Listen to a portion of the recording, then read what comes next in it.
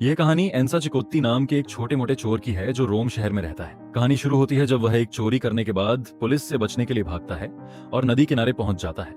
Police हथियार निकालकर इलाका खंगालती है, पर एंसा बचने के लिए टाइबर नदी में कूद जाता है।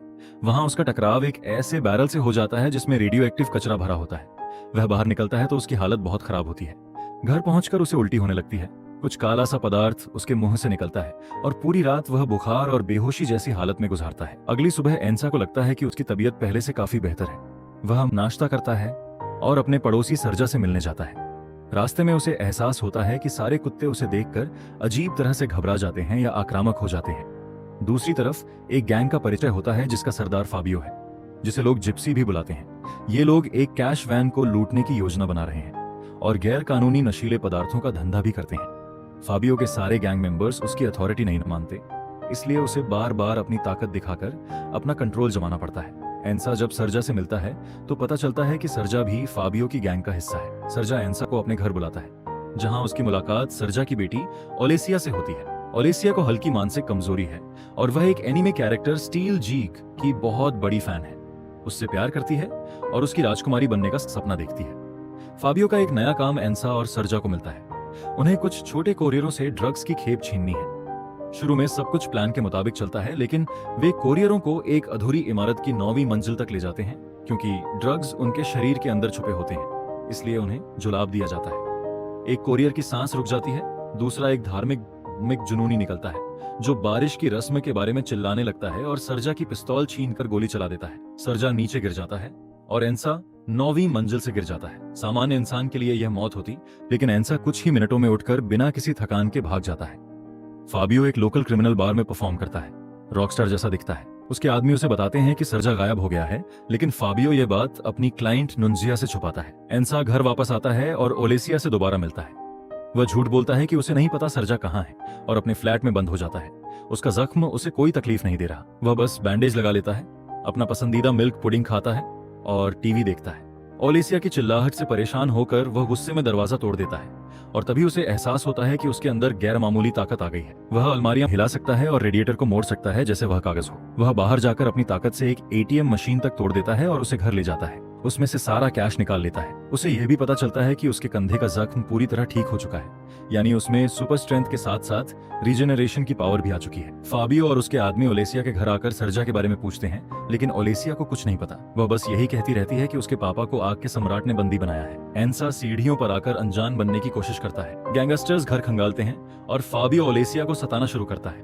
वह चिल्लाती है और बचने की कोशिश करती है। गुस्से में फाबियो एक बड़ा चाकू उठाता है। तभी एंसा अपना चेहरा छुपाकर अंदर घुसाता है। वह सबसे मोटे गैंगस्टर को उठाकर जमीन पर पटकता है और बाकी सबसे लड़ता है। अपनी गैर मामूली ताकत की वजह से वह किसी को भी हरा सकता है। फाबियो और उसके बचे खुचे आदमी भाग जाते हैं। ओलेसिया एंसा को स्टील जीग बुलाने लगती है और दोनों साथ में उसके फ्लैट जाते हैं। वह उसे अपने पसंदीदा एनीमे शो के बारे में बार बार बताती रहती है, जिससे एंसा चिढ़ जाता है। ओलेसिया यकीन करती है कि एंसा अब सुपरमैन जैसा बन गया है और उसे दुनिया बचानी चाहिए। एंसा साफ कह देता है कि वह किसी को नहीं बचाएगा क्योंकि उसे लोगों से नफरत है, लेकिन फिर भी वह ओलेसिया को अपने घर रहने का ऑफर देता है ताकि फाबियो से उसकी सुरक्षा हो सके। रात को एंसा सो नहीं पाता। सुबह उसे पता चलता है कि ओलेसिया उसकी कोई फिल्म देख रही है जो उसे पसंद नहीं आता। वह पूछता है कि उसके कोई रिश्तेदार हैं क्या, लेकिन ओलेसिया का कोई नहीं है। एंसा उसे एक स्पेशल नीड्स केयर होम ले जाता है। जाने से पहले ओलेसिया उससे कहती है कि वह उसके लिए एक प्रिंसेस वाला ड्रेस खरीद ले और जल्दी वापस आए। फाबियो एटीएम रॉबरी की रिकॉर्डिंग देखता है। उस दिन वे कैश वैन लूटने की फाइनल प्लानिंग करते हैं और फाबियो सबको मूड ठीक करने के लिए एक गाना गवाता है। इसी बीच उन्हें सरजा की लाश मिल जाती है।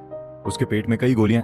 यहाँ ये भी पता चलता है कि फाबियो को ओसीडी है और वह सफाई और ऑर्डर को लेकर बहुत ज्यादा ऑब्सेस्ड से रहता है। गैंग रोड के पास घास में एम्बुश लगाकर कैश वैन का इंतजार करता है। वैन आता है, लेकिन प्लान गड़बड़ हो जाता है। पुल पर एंसा आ जाता है। वह गाड़ी पर पत्थर फेंकता है, छत पर कूदकर ड्राइवर को बाहर फेंक देता है और अपनी ताकत से डिक्की खोल देता है। फाबियो गोलियां चलाता है, लेकिन एंसा नहीं रुकता। वह पैसों का बड़ा बैग लेकर भाग जाता है। घर में जब वह अपना पसंदीदा पुडिंग खा रहा होता है, तभी दरवाजे की घंटी बजती है। यह पुलिस है। उन्हें ओलेसिया सड़क पर मिली थी और वह उन्हें उसी पते ले आई जो उसने उन्हें बताया। ओलेसिया कहती है कि अब वे दोनों एक कपल हैं। एंसा उसे वापस केयर होम भेजना चाहता है, लेकिन वह साफ मना कर देती है। ओलेसिया को उसके घर में स्टील जीग वाले एनीमे की पूरी डीवीडी कलेक्शन मिल जाती है और वह उसे साथ में देखने की जिद करती है। एंसा ना चाहते हुए भी मान जाता है। देखते वक्त ओलेसिया प्यार से उसका हाथ पकड़ती है और एंसा को यह एहसास अच्छा लगता है। अचानक वह रोने लगती है। जैसे उसे पैनिक अटैक आ रहा हो। एंसा बहुत मुश्किल से उसे शांत करता है। ओलेसिया उससे अपने पापा को बचाने की रिक्वेस्ट करती है क्योंकि उसके हिसाब से वह आग की गुफा में कैद है। अगला दिन शुरू होता है। फाबियो फेल्ड रॉबरी की वजह से बहुत गुस्सा है। एंसा और ओलेसिया घूमने निकलते हैं। एंसा उसे एक अम्यूजमेंट पार्क ले जाता है, लेकिन वहां भी वह उसे उसके पापा की सच्चाई बताने की हिम्मत नहीं कर पाता। एंसा अपनी ताकत इस्तेमाल करके एक राइड स्टार्ट कर देता है और ओलेसिया बहुत खुश नजर आती है।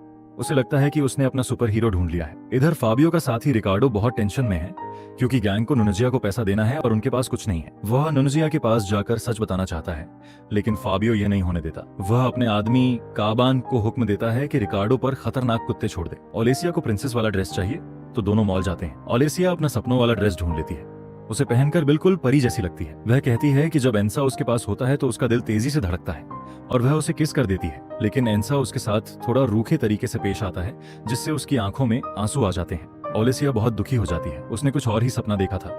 उसे लगा था कि एंसा एक सुपर हीरो है, लेकिन वह तो एक आम रूखा आदमी निकला। इसी गुस्से में एंसा ओलेसिया को उसके पापा की पूरी सच्चाई बता देता है। लड़की रोते हुए वहां से भाग जाती है। फाबियो न्यूज देखता है जिसमें कैश वैन रॉबरी की खबर है। एक अनजान चोर ने बिना किसी टूल के सिर्फ अपने हाथ से आर्मर्ड डोर तोड़ दी। यह सुनकर फाबियो बहुत गुस्सा होता है।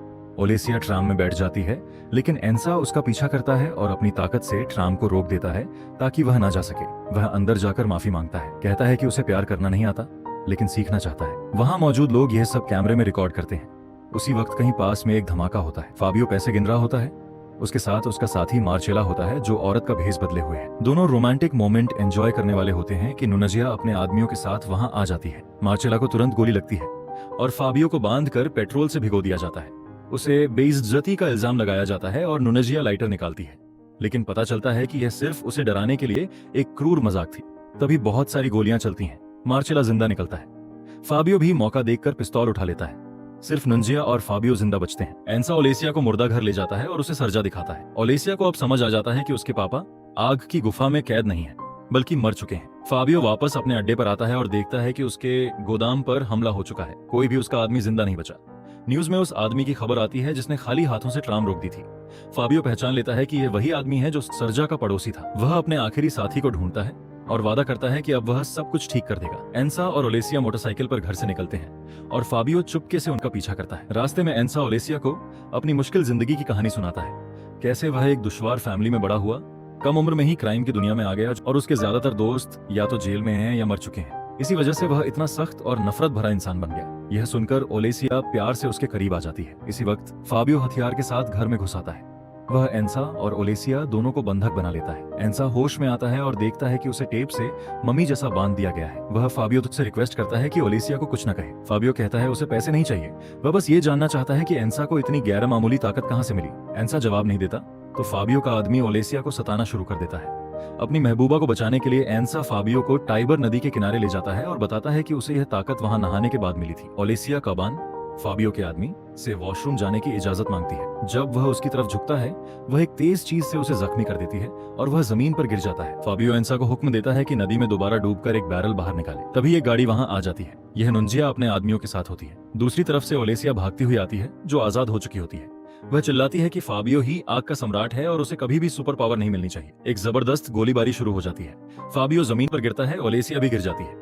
नुनजिया के आदमी फाबियो को सजा देने के लिए आग का इस्तेमाल करते हैं और वह टाइबर नदी में गिर जाता है। अपनी जिंदगी के आखिरी लम्हों में ओलेसिया एंसा से रिक्वेस्ट करती है कि वह दुनिया को बचा ले। अगली सुबह टाइबर नदी से एक बदला हुआ म्यूटेंट फाबियो बाहर निकलता है। उसे भी अब सुपर पावर मिल चुकी है। उसकी शक्ल इतनी डरावनी होती है कि उसे अपना चेहरा छुपाने के लिए मेकअप और विग का सहारा लेना पड़ता है। फाबियो नुनजिया के घर में घुसकर कैमरा ऑन करता है और अपना पर्सनल बदला लेना शुरू करता है। कोई भी उसके सामने नहीं टिक पाता, सिर्फ नुनजिया जिंदा बचती है। फाबियो उसे डांस के लिए बुलाता है और बहुत जोर से गले लगाता है। नुनजिया जमीन पर गिर जाती है। खुश होकर फाबियो अपनी रिकॉर्डिंग देखता है, फिर नुनजिया के हथियारों वाले गोदाम की तरफ चला जाता है। इधर उदास एंसा को समझ नहीं आता कि अब वह क्या करे। उसी वक्त उसके पास एक बड़ा एक्सीडेंट होता है। एक गाड़ी पलटकर आग पकड़ लेती है। एक औरत को तो बचा लिया जाता है, लेकिन उसकी बेटी गाड़ी के अंदर ही रह जाती है। एंसा यह देखकर मदद के लिए दौड़ता है, दरवाजा तोड़कर बच्ची को बाहर निकाल लेता है। शुक्रगुजार माँ उसे प्यार से गले लगाती है।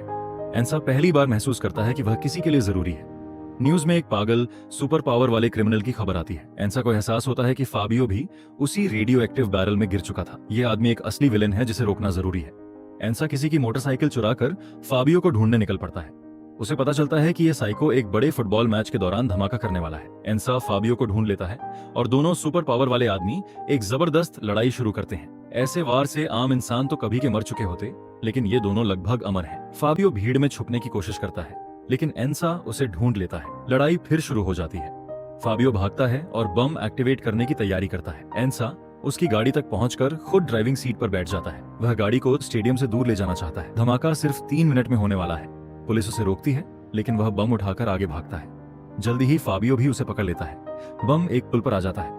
फाबियो उसे एक्टिवेट करने ही वाला होता है कि आखिरी लम्हे में एंसा उसे जकड़ लेता है और दोनों साथ में पुल से सीधे टाइबर नदी में गिर जाते हैं। कुछ ही सेकंड बाद पानी के अंदर जोरदार धमाका होता है। रोम शहर बच जाता है। ओलेसिया सही थी। उसका दोस्त सच में स्टील जीग एक असली सुपर रोबोट बन गया, जो अब दुनिया में अमन और इंसाफ के लिए लड़ता है।